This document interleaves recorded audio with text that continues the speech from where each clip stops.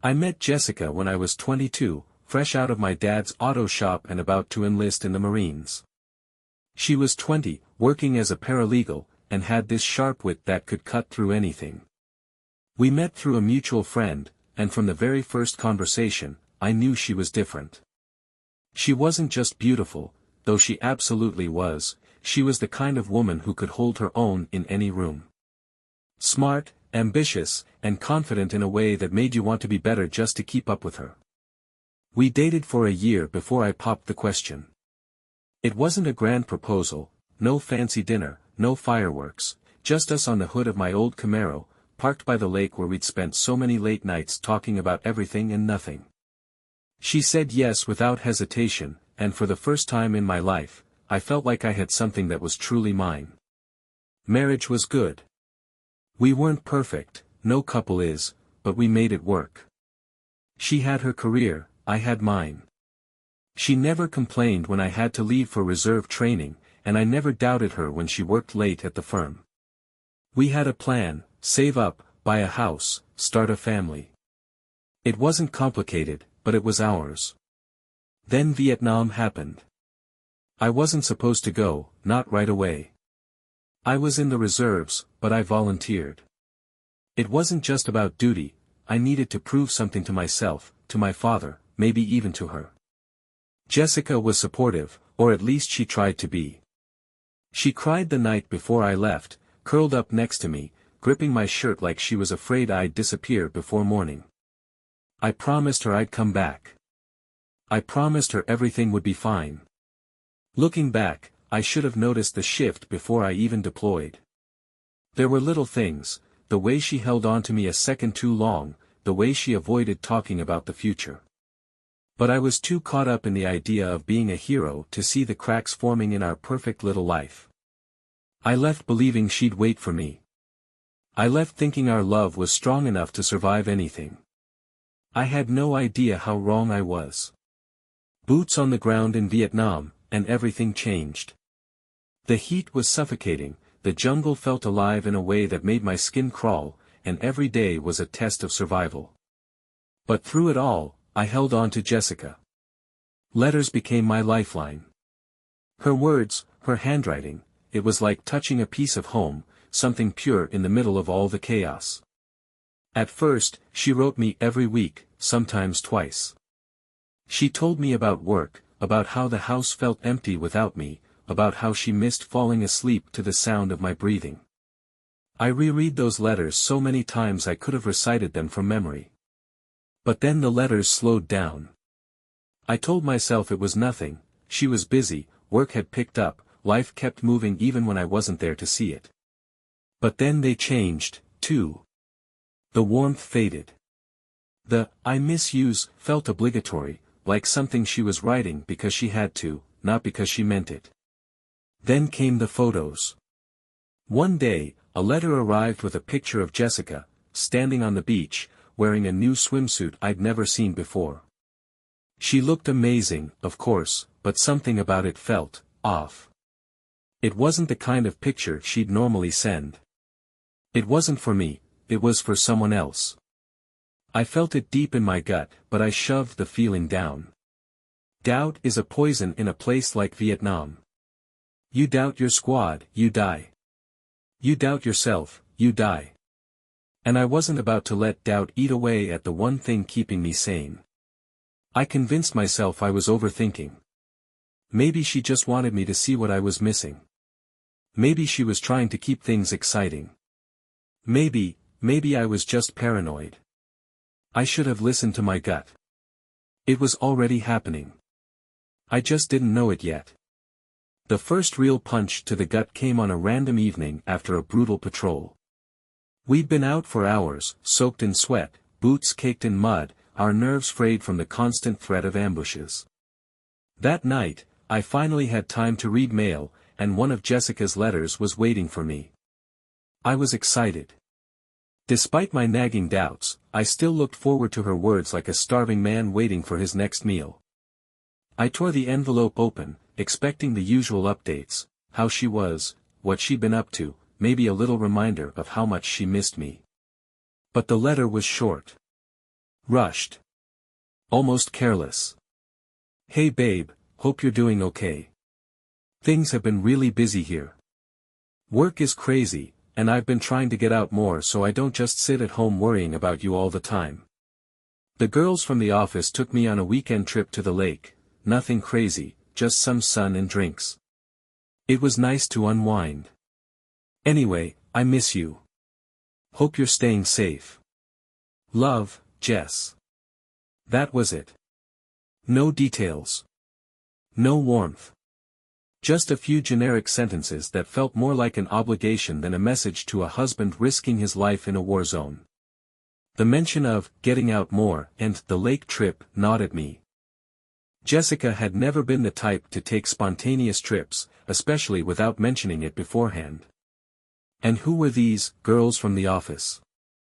She rarely hung out with coworkers outside of work. It didn't sit right with me. Still, I buried the feeling. I had to. If I let every bad thought take root, I wouldn't survive over there. So, I convinced myself I was being insecure, that war was messing with my head, that she just wanted to distract herself from the loneliness. But then the letters got even scarcer. Where she once wrote weekly, now I was lucky to get a letter every few weeks.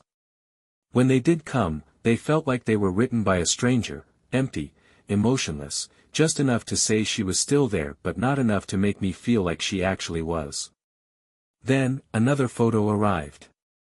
This one was different. Not just a casual beach photo like the first one. This time, she was in a bar, wearing a tight dress I had never seen before. Her smile was wide, but it wasn't the smile I knew. It wasn't the kind of look you give when you're missing your husband, it was the kind of look you give when you're having a great time and don't have a care in the world. And worse, she wasn't alone. There was a guy in the background, slightly out of focus, but close enough to her to make my stomach turn. He wasn't touching her, but something about his posture, the way he leaned in, the way she seemed relaxed in his presence, it screamed familiarity. Comfort. I told myself it was just a friend, maybe a coworker from this so-called office trip. But deep down, I knew. I knew. A few nights later, I was cleaning my rifle when my buddy, Martinez, walked over and dropped onto the crate next to me. He was older, had a wife and kids back home, and had been through enough deployments to know when something was off. "You good, man?" he asked, lighting a cigarette. I hesitated before answering. "Yeah, just. Jessica's letters feel different." He nodded slowly, like he already knew where this was going. "She writing less?" "Yeah." "She mentioning new friends?" I swallowed hard. "Yeah." Martinez sighed, taking a long drag before exhaling the smoke into the humid night air. "Listen, I'm not saying it's what you think it is, but I've seen this story before, brother. Some women can handle the weight. Some can't. And the ones who can't, they start out justifying it to themselves. I'm lonely." He'd understand. It's just harmless fun. And before they know it, they've crossed a line they can't uncross. I clenched my jaw, forcing my hands to stay steady even though my whole body was screaming. "You need proof before you jump to conclusions," Martinez continued. "But don't ignore the signs. Your gut's telling you something. Don't let your love for her make you blind." I didn't sleep that night. For the first time since I'd left, I felt truly afraid. But it wasn't fear of battle, of bullets, of the enemy waiting for us in the jungle. It was the fear that when I finally came home, there might not be a home waiting for me. War has a way of numbing you. You learn to compartmentalize, shove things deep down so they don't interfere with survival. But some things don't stay buried, no matter how hard you try. Jessica was one of those things. I kept going through the motions. Patrols, firefights, the endless humidity, the sleepless nights. But in the quiet moments, those rare times between missions, when I had a second to breathe, her letters haunted me. The photos, the guy in the background, the distance in her words. I tried to convince myself that Martinez was wrong, that I was just paranoid, that she was waiting for me the same way I was holding on to her. Then, one day, a package arrived. Mail day was usually the best part of the week. Guys would get letters, care packages, little pieces of home that reminded us why we were fighting in the first place. I used to look forward to it. But when I saw the box from Jessica, I felt something I hadn't before, dread. I took it back to my cot, sat down, and stared at it for a while before opening it. Inside, there were the usual things, some snacks, a new pair of socks, a bottle of cologne I liked. But at the very bottom, tucked between everything else, was another envelope. A letter. I pulled it out, my hands feeling strangely unsteady. I could tell right away that this one was different. It wasn't long, just a single page. But it wasn't the length that got me. It was the way it started. "Hey, we need to talk." I swear to God, my heart stopped. I read the rest in seconds, my eyes flying over the words, taking in every single blow before my brain could even brace for impact. I don't want to do this in a letter, but I don't know how else to say it. I've been doing a lot of thinking, and I feel like we've been growing apart. You've been gone so long, and I've changed. I don't know if I can pretend that everything is the same anymore.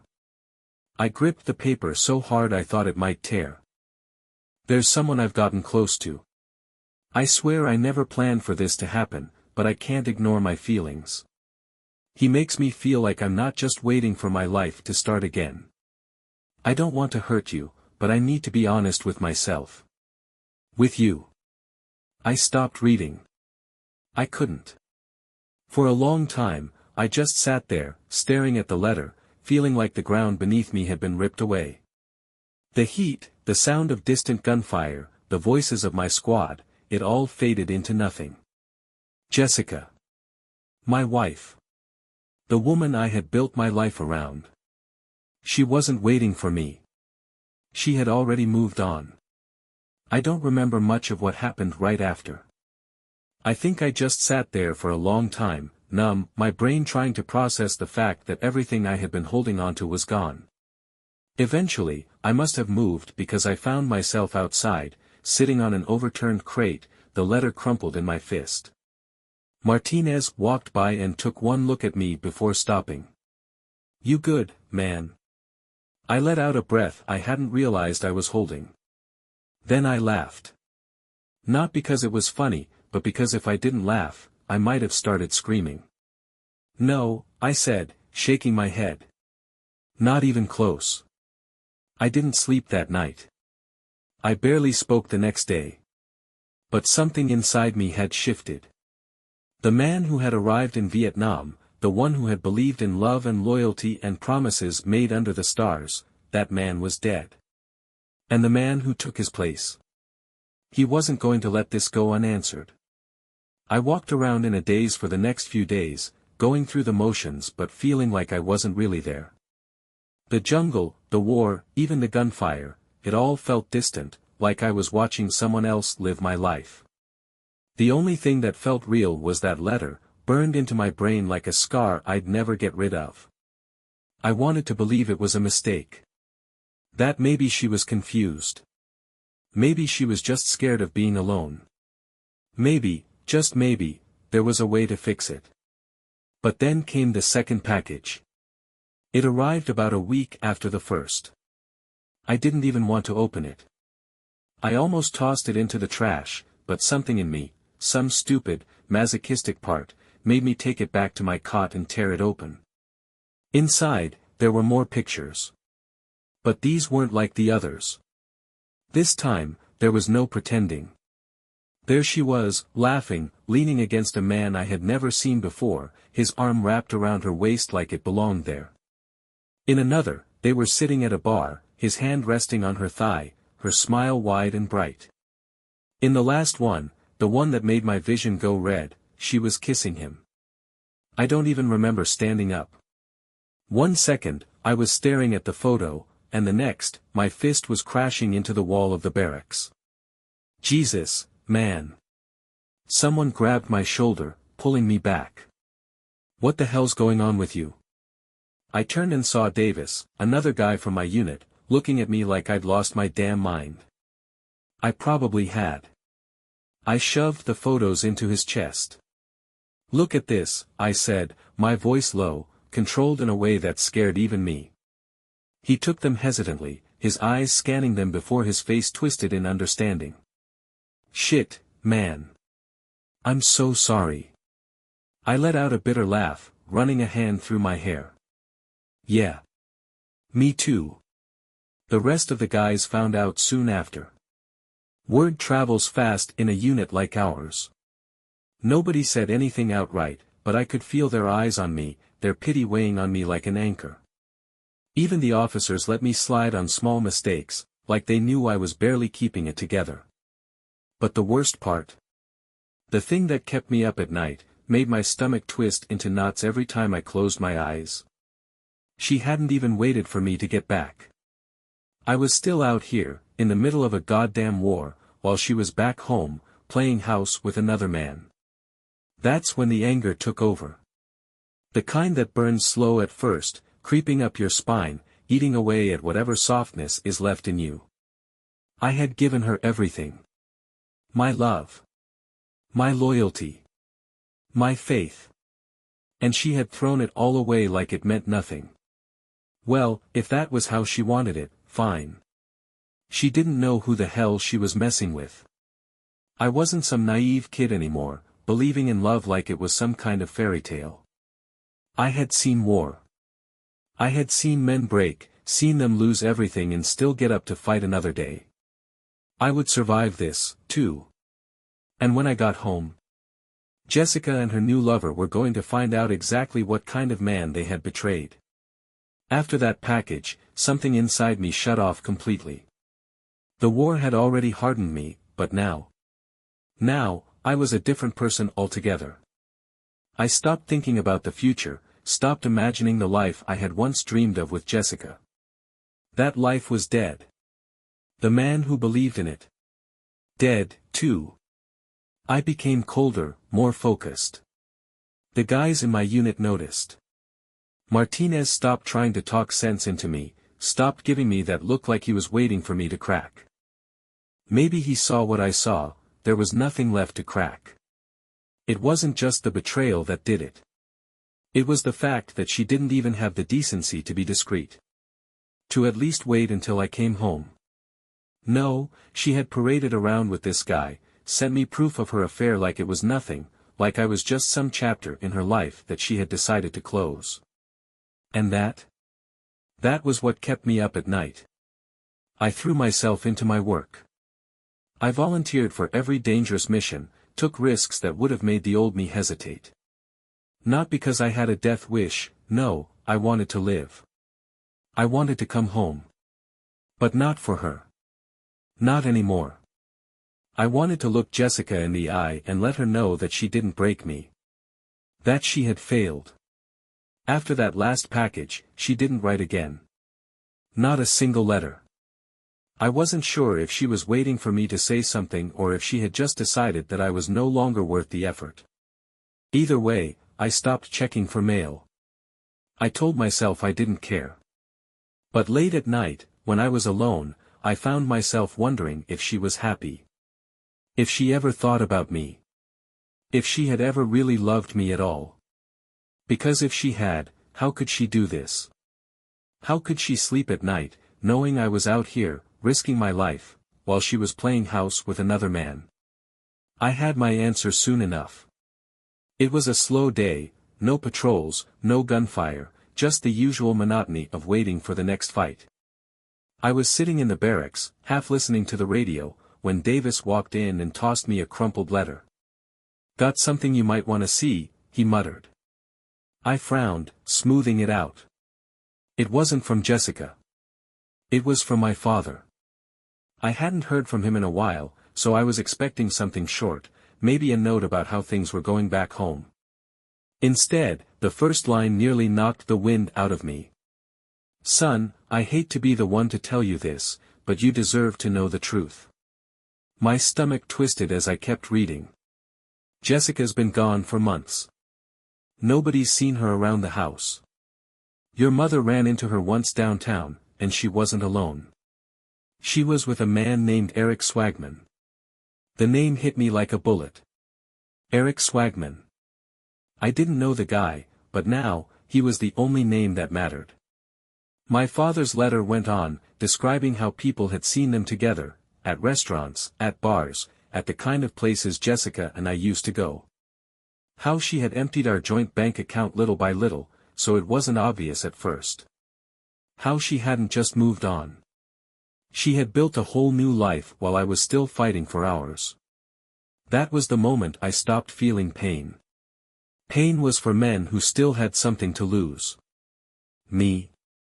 I was already gone. The only thing left now was getting home. And when I did, Jessica and Eric Swagman were going to wish they had never met me. The war ended for me long before my deployment was officially over. The moment I read my father's letter and saw the name Eric Swagman, my mind left Vietnam and went straight back home. I had spent months dodging bullets, watching friends bleed out in the jungle, surviving things most people couldn't even imagine, only to find out that the real enemy had been waiting for me back home, wearing a familiar smile. I didn't tell anyone about the letter. There was nothing to say. The damage had already been done. The only thing left was going home and dealing with it. When my time was up, I packed light. Other guys were talking about reunions, about seeing their wives and kids, about how they couldn't wait to feel a warm bed again. I stayed quiet. My homecoming wasn't going to be a celebration. It was a battlefield of its own. The plane ride back was a blur. So was the drive home. I barely heard the radio, barely noticed the passing streets. My father had offered to pick me up from the base, but I told him no. I needed to walk into this alone. When I finally pulled up to our house, my house, the first thing I noticed was that it didn't feel like home anymore.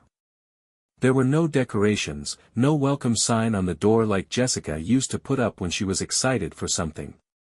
The yard looked unkempt, the flowers she used to obsess over half dead. It was like the life had been drained from the place.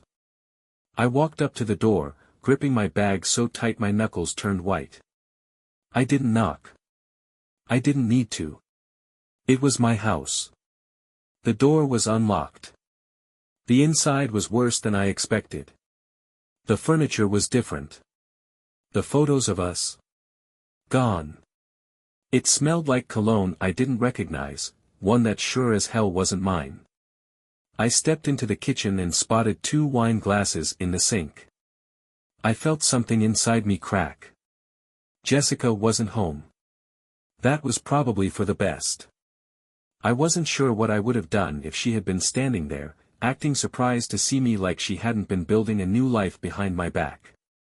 I wandered through the house like a stranger, taking in all the little signs that this wasn't mine anymore.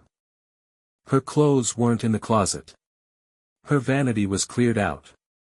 Even her favorite books were missing from the shelf. It hit me, then. She had never planned on coming back. She hadn't just cheated. She had left. Completely. Like I was nothing. Like I had never existed. That was when I saw the envelope on the coffee table. My name was written on it in her handwriting. I hesitated before picking it up. I already knew what it was. The letter inside was exactly what I expected, a carefully worded explanation for why she had destroyed our marriage. I know this will hurt you, and I never wanted to be the cause of your pain. But I had to be honest with myself, and with you. By the time you come home, I will have moved out completely. I left the house in your name, I don't want anything from you. I just want to move forward with my life, and I hope, someday, you'll be able to do the same. There was more, of course. Empty apologies. Some garbage about how she had tried to fight her feelings for Eric, but love isn't something you can control. I gritted my teeth so hard I thought they might break. Love. That was her excuse. Not betrayal. Not selfishness. Just love. I wanted to burn the letter. To rip it up and pretend it didn't exist. But I didn't. I folded it carefully, put it back in the envelope, and slid it into my pocket. Not because I wanted to keep it. Because this wasn't over. I left the house after that. I needed answers. I needed the full story. When I showed up at my parents' house, my father took one look at me and nodded. He had always been a man of few words, but in that moment, he didn't need to say anything. He just opened the door wider and stepped aside. Inside, my mother wrapped me in a hug that I barely felt. "Oh, sweetheart, I'm so sorry." I didn't say anything. I just sat down at the kitchen table, staring at the wood grain like it had all the answers I was looking for. My father poured me a drink. "I figured you'd want the details." I nodded. He took a deep breath. "Jessica's been with Swagman for months. Nobody knew at first, she kept it quiet. But then they stopped caring. They went out together, got bold about it. Word got around fast." I gripped the glass in my hand, trying to keep my anger in check. "He's a smooth talker," my father continued. "Always flashing money around. Nobody knows exactly what he does, but I don't trust him."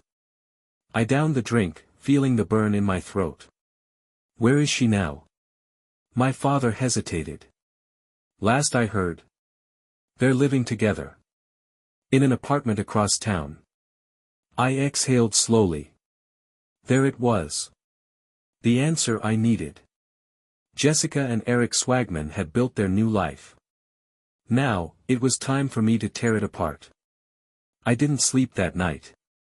I sat in my old bedroom at my parents' house, staring at the ceiling, my mind racing with everything I had learned. Jessica and Eric Swagman had built a life together, and they weren't even hiding it. She hadn't just left me, she had erased me. I thought about the nights in Vietnam when I lay awake, dreaming about coming home to her. The letters I had written, the ones I had never sent because I didn't want to burden her with my nightmares. The way I had held on to her memory like a lifeline, even when everything else around me was death and destruction. And for what? For her to throw it all away for some smooth-talking fraud who didn't even know what real loyalty looked like. I clenched my fists. No. She might have moved on, but she wasn't going to get away with it that easily. The next morning, I made a call. Martinez had always been the kind of guy who had connections, even in places he shouldn't. He had once joked that he could find out who your wife was cheating with before she even had the thought to do it. Now, I needed him to prove it. "Jesus, man," he said when he picked up. "You're back already?" "Yeah," I said, keeping my voice steady. "And I need a favor." There was a pause. Then, "This about her." I didn't answer. I didn't need to. Martinez sighed. "All right. What do you need to know?" "Everything." It didn't take long. 2 days later, Martinez called me back. "You were right to be suspicious," he said. "Your ex's new boyfriend. He's bad news." I leaned against my truck, gripping the phone tighter. "How bad?" "Let's just say he's got a history of making his money in ways that aren't exactly legal. Shady business deals. Rumors of fraud. And get this, he's done this before." I froze. "What do you mean?" Martinez exhaled. "He's got a pattern. Finds a woman with some stability, someone tied to a guy who's either gone a lot or too trusting. Gets close, convinces her he's the better option, and by the time she realizes who he really is, it's too late." My blood ran cold. "So she's just another mark." "Looks that way," he said. "And if he's following the same pattern, he's probably got her tied up in something she doesn't even realize yet. Financially, legally, who knows? But she won't figure it out until he's drained her dry." I stared at the horizon, my jaw tightening. Jessica thought she had traded up. Thought she had escaped the boring life of being a Marine's wife. But she had walked straight into a trap. And the worst part? I wasn't sure I wanted to save her. That night, I drove across town to the address Martinez had given me. It was a decent-looking apartment complex, nicer than the life Jessica and I had been able to afford together. I sat in my truck for a while, watching the building, my mind running through all the different ways this could go. I didn't know what I wanted. Closure? Revenge? To look her in the eyes and see if she felt even an ounce of guilt. I just knew I couldn't walk away without doing something. Finally, I got out of the truck. Walked up to the door. And knocked. It took a few moments, but then I heard footsteps. A shadow passed by the peephole. Then the door swung open. And there she was. Jessica. For a moment, neither of us spoke. Her eyes widened, her breath catching in her throat. She hadn't expected to see me. Maybe she had thought I'd just disappear, that I'd never come looking, that I'd accept what she had done and let her live her new life in peace. But I wasn't that kind of man. John. She finally whispered, her voice barely above a breath. I stared at her, taking in the face I had once loved more than anything. The face that had haunted me in the trenches of Vietnam. And all I could think was, who the hell are you? I opened my mouth to speak. But then, from deeper inside the apartment, a man's voice called out. Hey, babe. Who's at the door? Eric Swagman. The man who had stolen my wife. And just like that, everything in me went cold. For a moment, everything froze. Jessica looked at me, wide-eyed, her lips parted like she wanted to say something, but didn't know what. The air between us was thick, heavy, like the moment right before a storm breaks. Then came the voice again, closer this time. His voice. Jess. Who is it? And then, like some twisted gift from fate, he stepped into view. Eric Swagman. Tall, well-dressed in an expensive shirt that was a little too open at the collar, like he was trying too hard to be casual. His hair was slicked back, his watch was flashy, and his face. Smug. He took one look at me, standing there in the doorway, and he smirked. Not a look of surprise. Not even a hint of guilt. Just pure, arrogant satisfaction. Like he had won some kind of game. I felt something dark coil inside me. I had been through war. I had seen men die. I had lost brothers in the jungle, held men as they took their last breath, watched friends get letters that shattered their whole world. But nothing, had ever filled me with the kind of fury I felt in that moment. He knew exactly who I was. And he wasn't afraid. That told me everything I needed to know. John, Jessica started, stepping forward, her voice shaky. I didn't know you were coming back so soon. I let out a short, humorless laugh. Yeah, well. I thought I'd drop by. Seeing as how you never bothered to tell me you left. Her face paled. It's not like that. Save it. My voice came out colder than I expected. I already know. Eric chuckled, leaning against the wall like he owned the place. So, you're the Marine, huh? He shook his head, like I was some sad little joke. Man, I gotta say, your timing sucks. I snapped my gaze to him. You talk a lot for a guy standing in front of the man whose wife he stole. Jessica flinched. John, please, let's just. But Eric wasn't done. He pushed off the wall, stepping a little closer, his smirk growing. Come on, buddy. Don't be that guy. We both know this was over long before you even left. She just didn't want to hurt your feelings. I clenched my jaw so hard my teeth ached. Jessica turned to him, panic flashing across her face. Eric, stop. He ignored her. You should be thanking me, man. I mean, let's be real, this life. The military wife thing. It wasn't for her. You were out there, playing soldier, and she was here, wasting her best years waiting for you. That's not fair, is it? I stepped forward. Eric didn't flinch. He just smirked wider, tilting his head. What? You gonna hit me? Go ahead. But that uniform of yours? It doesn't mean shit out here. You're just another guy now. Jessica put a hand on my arm, her voice desperate. John, please. I shook her off. The rage in my chest was like a living thing, clawing to get out. Every instinct in me screamed to put this guy in the ground, to make him regret ever speaking my name. But I didn't. Not yet. Instead, I smiled. That threw him off. I saw the flicker of confusion in his eyes. You think you won, I said, my voice low, steady. That's cute. Eric snorted. Buddy, I'm the one standing in my apartment, and you're the one showing up uninvited like some heartbroken ex. So yeah, I'd say I won. I nodded slowly. We'll see.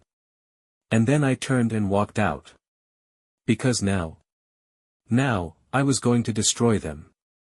I drove for hours that night, my knuckles white against the steering wheel, my mind racing. I wasn't going to get even, not yet. First, I needed every piece of information on Eric Swagman. If what Martinez had told me was true, then this guy was more than just some smooth-talking homewrecker. He was a fraud. A man who used people, drained them, then moved on to the next. Jessica thought she had upgraded. She had no idea she had jumped onto a sinking ship. And I was going to speed up the process. So I made a few calls. To people who knew how to dig. Because if Eric thought he had one, he was about to learn what real war looked like. I didn't sleep that night. I barely even blinked. My mind was sharp, my blood was boiling, and for the first time since stepping foot in Vietnam, I felt completely in control. Eric Swagman thought he had one. He thought I was just some heartbroken fool, a washed-up Marine too weak to do anything but sulk. What he didn't know. I didn't lose. I regrouped. And now, I was about to end him. First thing the next morning, I met up with Martinez. If there was anyone who could find dirt on a guy, it was him. Man, you look like hell, he muttered as I slid into the booth across from him at the diner. I ignored that. Tell me what you found. Martinez sighed, taking a sip of his coffee before pulling a folder from his bag. All right. You were right about him, Eric Swagman's a goddamn parasite. Been running scams for years. Fake investments, shady business deals, credit fraud, you name it, he's done it. Never anything big enough to get locked up, but enough that people want him gone. I clenched my jaw. And Jessica? Martinez exhaled. She's in deeper than she thinks. From what I can tell, he's got her name on some accounts, probably without her even realizing it. When this house of cards comes crashing down, she's going down with him. I ran a hand over my face. It should have made me feel better, knowing she was about to reap what she sowed. But it didn't. I didn't want to save her. But I wasn't about to let him walk away unscathed. How do we bring him down? I asked. Martinez smirked. Already ahead of you. Eric Swagman thrived on image. He made himself look successful, convinced people he was someone important. He used that to manipulate, to control, to take. So the plan was simple. Destroy his image. Expose the fraud. Make him bleed in ways that mattered. Martinez had a few contacts in local law enforcement, guys who had been waiting for the chance to nail Eric on something concrete. With the right push, they'd start digging. But I wasn't just relying on the cops. No, this needed to be personal. Eric had spent months sinking his claws into Jessica, convincing her I wasn't worth her time. That I was some relic of her past, a man she had outgrown. It was time to show her exactly what she had chosen. And I had the perfect way to do it. 2 days later, I put the first part of the plan into motion. It started with a small financial hiccup. Nothing major, just a few unexpected freezes on accounts that weren't as legally sound as Eric thought they were. Enough to raise suspicion. Enough to make people start asking questions. Then came the anonymous tips to his investors. You see, Eric had built his reputation on promises, big money, guaranteed returns, the usual scam artist pitch. But what happens when those people start hearing whispers that their golden boy isn't so golden after all? They panic. They pull out. They run. And Eric? He starts feeling the walls close in. Jessica sees the cracks. A week later, I heard from Martinez again. Man, you are gonna love this, he said with a chuckle. Your ex. She's starting to see the light. I raised an eyebrow. What do you mean? Word is, she and Swagman had a fight. A big one. She's starting to notice things don't add up. Where the money's going. Why he's suddenly more stressed than usual. She doesn't know the full picture yet, but she's getting there. I felt a slow smirk pull at my lips. Perfect. Jessica had made her choice. She had turned her back on me, destroyed our marriage, and walked straight into the arms of a man who was using her. Now, she was finally seeing him for what he really was. And this was just the beginning. Because once Eric realized his empire was crumbling, he was going to turn on her. And when that happened, Jessica was going to learn the hard way that she had thrown away a man who would have died for her, for a man who would ruin her without hesitation. And me? I was just getting started. It didn't take long for things to start falling apart. Jessica might have been blind to Eric's true nature before, but now. Now she was waking up. Martinez sent me an update. They had another fight. Neighbors heard yelling. She's scared. Good. Eric was unraveling. The money was drying up, the investors were bailing, and the authorities were sniffing around. A man like him? He didn't handle pressure well. And Jessica?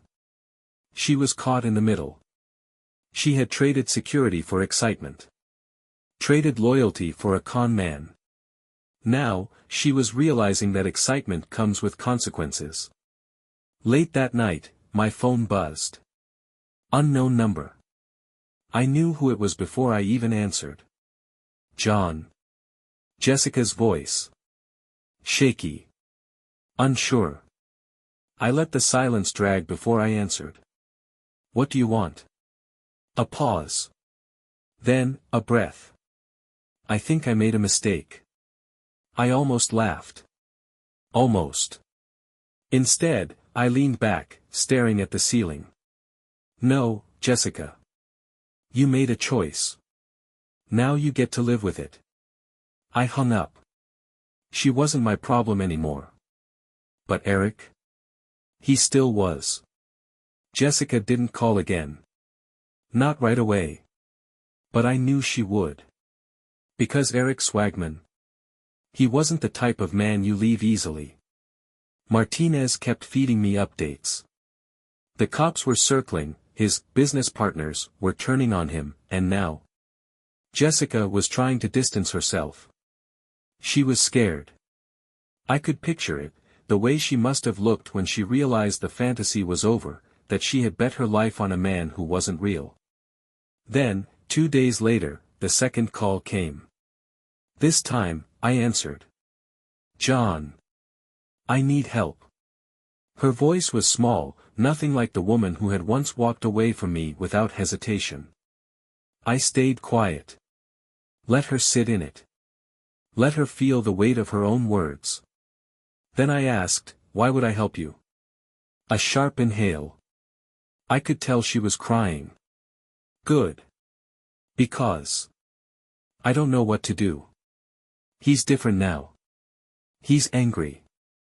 She hesitated.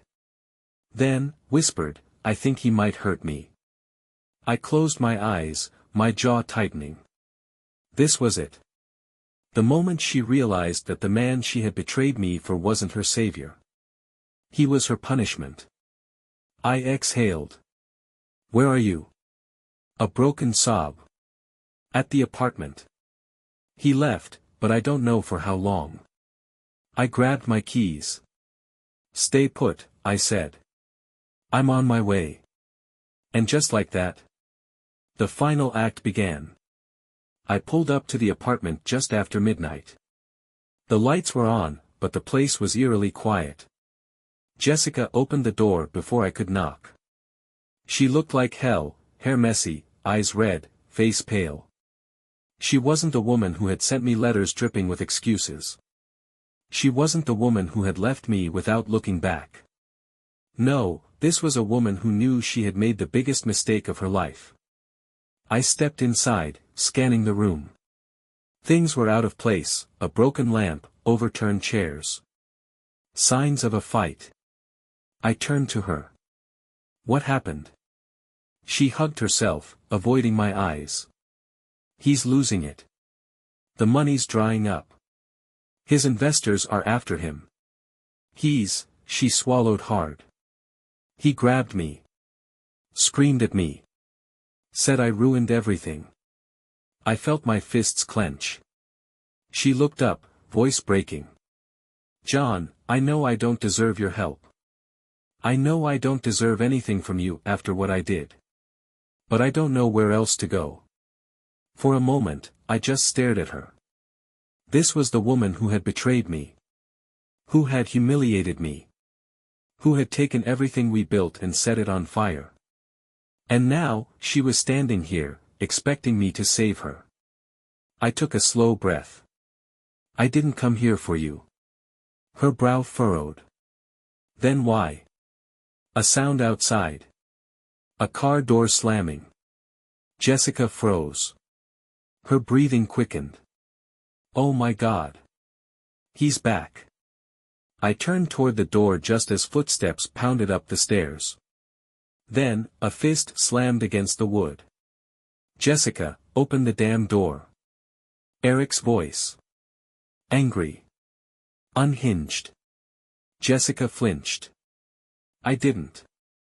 Instead, I stepped forward and unlocked the door. Then, I swung it open. And there he was. Eric Swagman. Face to face with the man he had wronged. His smugness was gone. His hair was messy, his shirt wrinkled, his eyes filled with rage. And when he saw me, he froze. I smiled. Hey, Eric, I said. We need to talk. Eric took a step back, shock flickering across his face. He hadn't expected me. Hadn't prepared for this.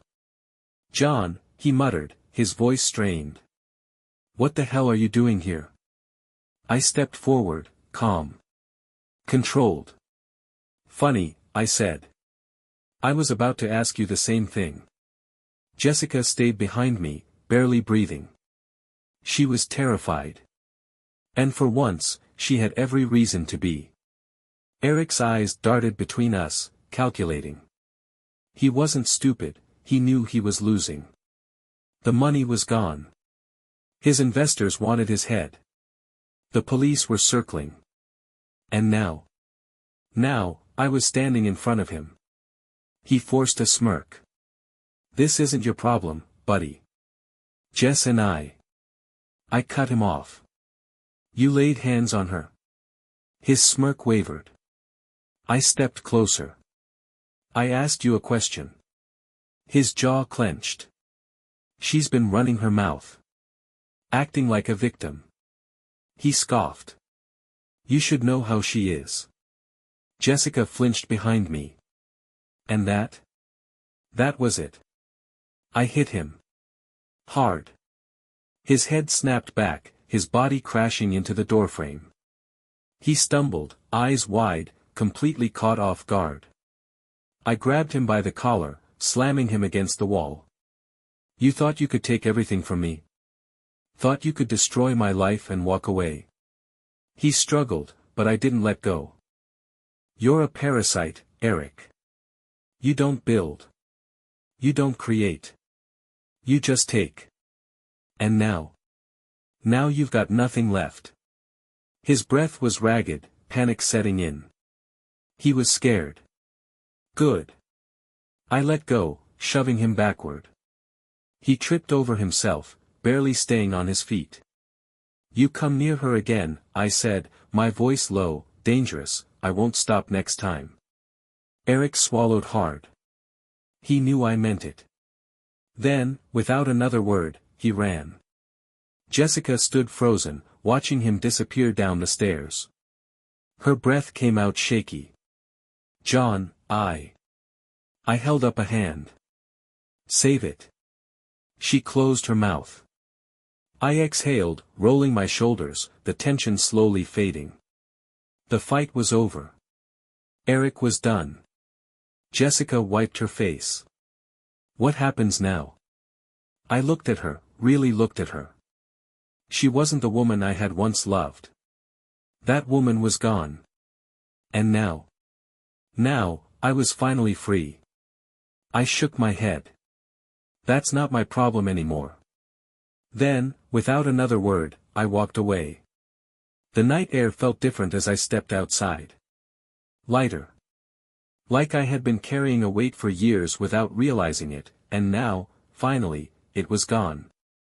Jessica didn't follow me. She knew better. Eric? He was long gone.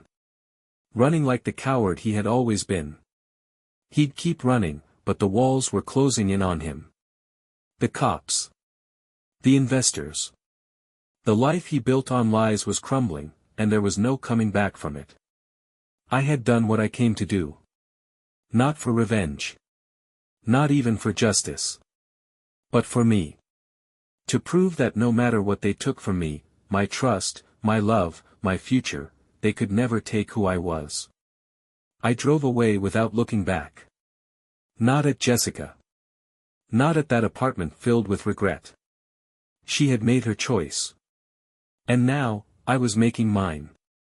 No more anger. No more bitterness. Just peace. I wasn't that broken soldier anymore.